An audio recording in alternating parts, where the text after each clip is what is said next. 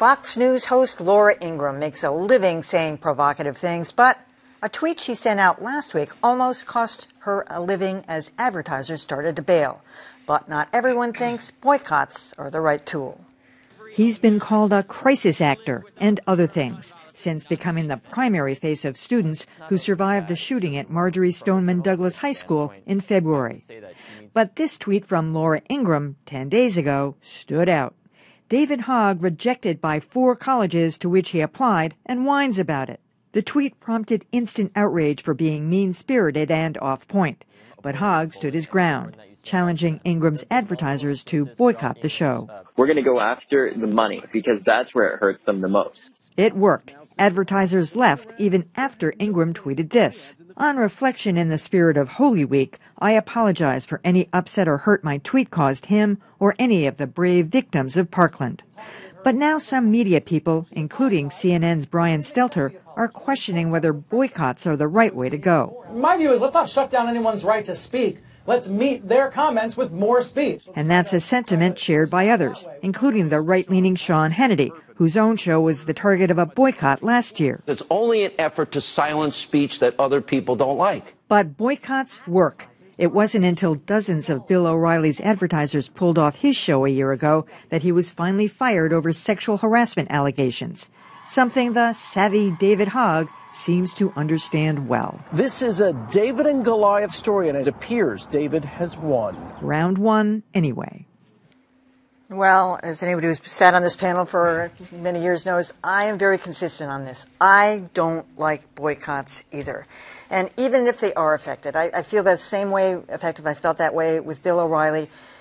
This has to be something that comes from management down. Management enabled and endorsed Bill O'Reilly for years, if not decades. They knew what was going on. They were in on it. They helped pay off some of the people who made accusations toward him. They didn't care.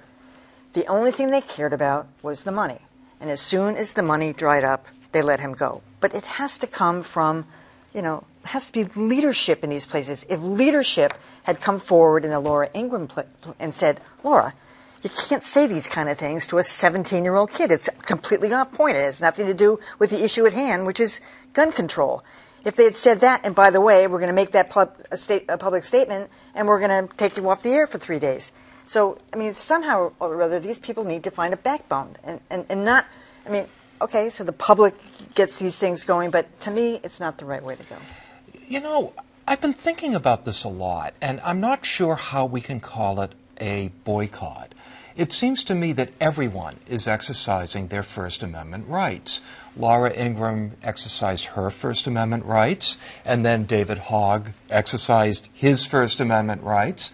And then these advertisers exercised their First Amendment rights and said, we're going to not give you money. We've been giving you money to display our products, and we don't want to do that anymore. It seems to me that everyone is acting completely of their own free will, and Laura Ingraham really doesn't like it. The advertisers are being called and asked, do you want to support somebody who says these kinds of things? And they're going, oh, no, of course not. I want to be. They wouldn't do it of their own free will. They're being pushed to do it. Well, they're being pushed to do it, but they don't have to. They're making a decision to do it. Everyone is acting of their own free will, whether they're being pressured or not. Well, look, David Hogg is incredibly media savvy. He's either a genius at it or he's getting amazing advice because he played this beautifully. And, to some degree, to me, it makes me a little uncomfortable because the scale of this. Look at what Bill O'Reilly did versus what Laura Ingraham did. Yeah, that was an impertinent kind of dumb tweet to put out, but it was not a firing offense, and I don't really think it was a boycott-worthy offense. I think sometimes public pressure is needed to say, put the pressure, to make management act, because I don't think management would have, acted on, Roger Ailes or on Bill O'Reilly without that kind of public pressure. In this case, though, it feels like a sledgehammer hitting a gnat.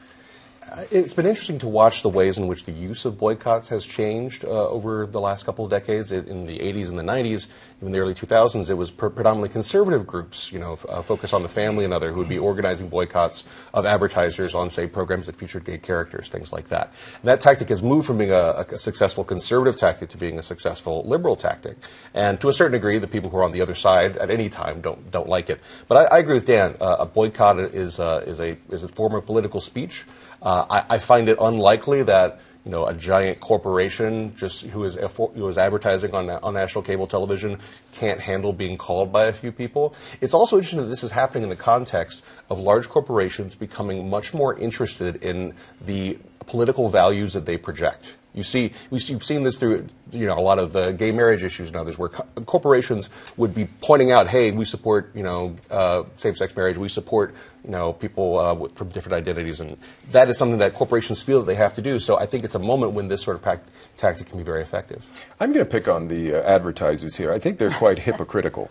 Because the issue is this: when you advertise, or even if there's an agency that gets you into a particular show, you know what you're getting into. I was talking to a friend of mine earlier today, and I said, if you went through all of her shows, you can probably find 10 things that could get people all riled up and cause advertisers to potentially pull out. So there's no mystery as to what you get when you advertise on a show like that, or on some of the other shows as well. And so if you know that's what could happen, then when it does happen, it doesn't matter what the pressure is. To your point, if the public's getting all worked up over it, you don't stick to your guns. And so it just feels as if they want to take advantage of the ratings that come with an edgy show, and they'll push it as long as it will go. And if there's any little blowback, oh, well, that's wrong, we're going to pull back. And I think that's hypocritical. That's an interesting point, because that tweet did not happen on air. She didn't say that about David Hogg on air. She said it just in a tweet, right. Unlike what Sean Hannity did, which basically accused a young DNC staffer of somehow being in cahoots with WikiLeaks,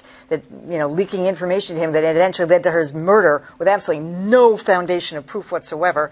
And that's what he did. But that was on the air, right. And that's why that boycott got going. That's right. And no sympathy for Laura Ingraham here, but at the same time, I do wonder if there's a little bit of sexism going on, because Tucker Carlson is still standing. Sean Hannity's still standing. Well, no, but I mean, it took years to get Bill O'Reilly to leave, and Laura Ingraham makes this one mistake, and she is close to being gone. It goes to show what the place the Parkland students have occupied in our popular culture. I mean, they are untouchable for good reason. I mean, the horrible thing has happened, and they've done a beautiful job of expressing themselves. So they're particularly untouchable right now. I would say. No, it wasn't sexist in this case. I thought the Holy Week tweet was one in that column. That's one.